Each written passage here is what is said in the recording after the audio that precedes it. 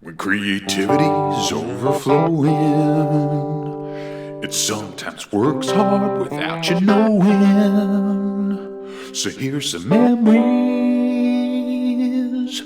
that probably never happened.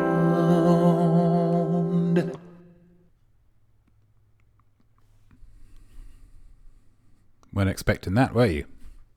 You weren't expecting that. Sepia. Yeah, it's a bit. Oh, I don't know. Oh, I do have stream overlays for this. Okay, so that's good. That was hot, says M. Acton. Guys, it's just me in a double denim. Guys, settle down. So, thank you very much, Nash. If I can call you Nash Wan. My creativity is a blessing and a curse. Yeah, I think you know that by now. On the plus side, obviously, it's given me this channel, this show, you hanging on my every word. But on the negative side of things, my Imaginosphere is so powerful, so ruddy bloody powerful, that when I conjure a situation or a scenario in my head, be it daydreaming or be it night dreaming, the resultant fabrication is so vital and alive and clear that my brain can't decipher between not true and a memory. Yeah? This is something I made up. This is just an idea that my brain had. This is something that actually happened to me. The two intermingle terribly in my head. What that means is that I have a library of incredible stories in my mind of interactions that I've had with various celebrities and artists of all stripes, that, when I really think about it, probably didn't happen. Yeah? I would ask you to allow me to exorcise some of those by telling you a few of those stories, if that's all right. Yeah? I hope that's all right for you. The first, a library in the house of Notme. Maybe it's in the same kind of vibe. Maybe this is the reading room, say, of the house of Notme. Maybe this is where you go and there's stacks and stacks and stacks and stacks and stacks. And, you know, you say, wow, isn't this incredible? And several people go, shh. Oh, sorry, I'll have a read down here. I'm sorry. Maybe it could be. That's an interesting idea, Nana. I appreciate that.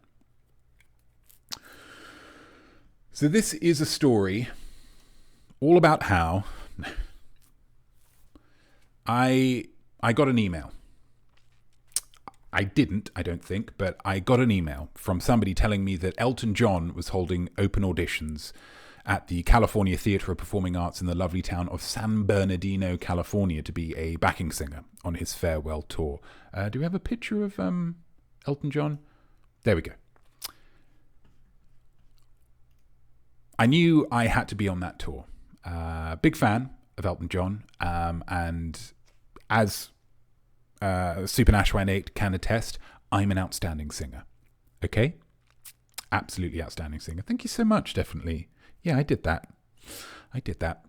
So this was back when I lived in Seattle, so I got the train down the coast. It cost me all my money, but I knew that I would be fine once I got the yes from Elton.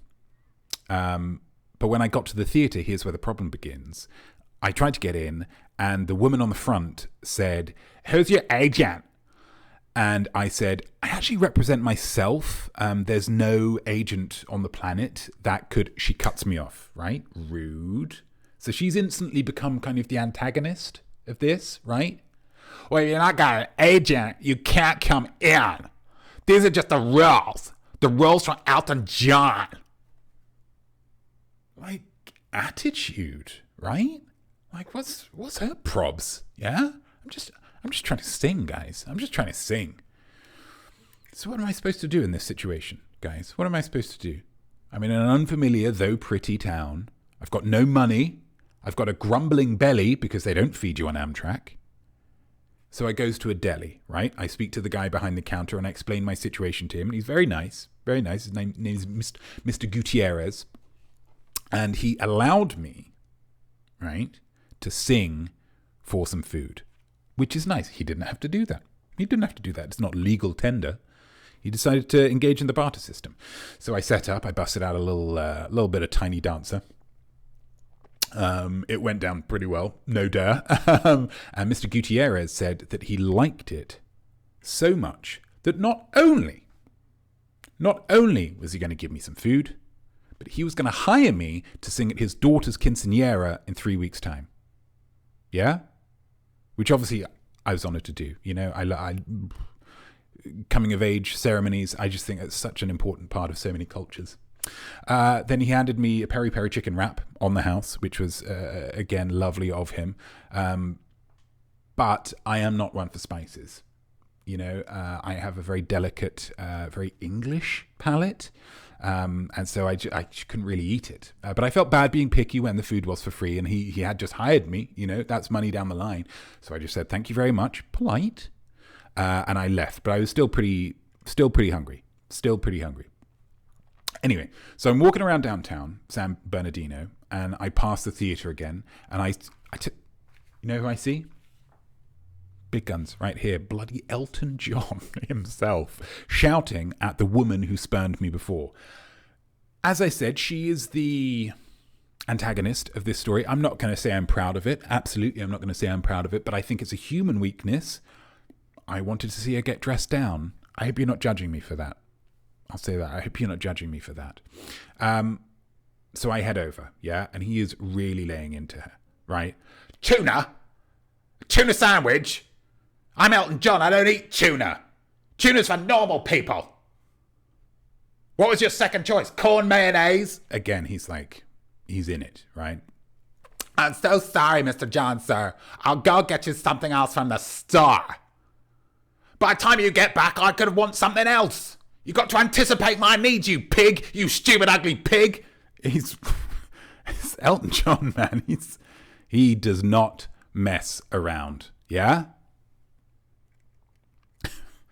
Absolutely, Mr. John, sir. What do you want? I want something spicy, like my spicy personality. And little bits of meat in it. Absolutely little tiny bits of meat in it, like my little fingers. Because he has got quite small fingers.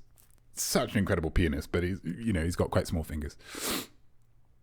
And so I'm thinking, right? Oh my goodness, sounds a little hangry. I was thinking that exact same thing, Nana. Absolutely. A little bit hangry. And that's not what you want, especially when you're about to embark on a farewell tour. So I think he wants something spicy. He wants little bits of meat in it. I'm like, I could help out here. This could be my moment. So I pipe up. Excuse me, sir. What? Still annoyed. Doesn't know that I'm here to help at this point. Okay. I have a peri-peri wrap. It's all still in his wrapper. Would you like that? My God. Yes, my boy. Yes, I would. Right. So he grabs it. He eats it right in front of me, like smashes it into his mouth, inhales it like it was the cure for baldness or something. Doesn't stop to breathe. And then when he finishes, there's actually like quite a big section of the cardboard in a packaging that's missing. So I think he ate some of the cardboard and he just didn't realize because he was that into it. Anyway, when he gets his breath back, he asks how he can repay me. And I say, honestly, Elton, I would love an audition and some food. So he welcomes me in, right? This is where it gets good. Lets me have his tuna sandwich, which it's not my favorite, but I'll have a tuna sandwich. I don't mind. And I rock him again with a little bit of Tiny Dancer, just like I did Mr. Gutierrez. And again, it goes down wonderfully. He says my performance was unforgettable, right? He would love to hire me, right? And the tour starts in 2 weeks. Do you remember when that quinceañera was? Do you remember when the quinceañera was, guys? If you were paying attention, you probably would. 3 weeks. 3 weeks. Quinceañeras in 3 weeks. I had. What am I going to say? What am I going to say, guys? I had to say no. I had to turn him down. Mr. Gutierrez got there first, and I honor my bookings. Yeah, it's just one of the things that's one of the standards that I have. Okay. I felt absolutely terrible, but I am a man of honor.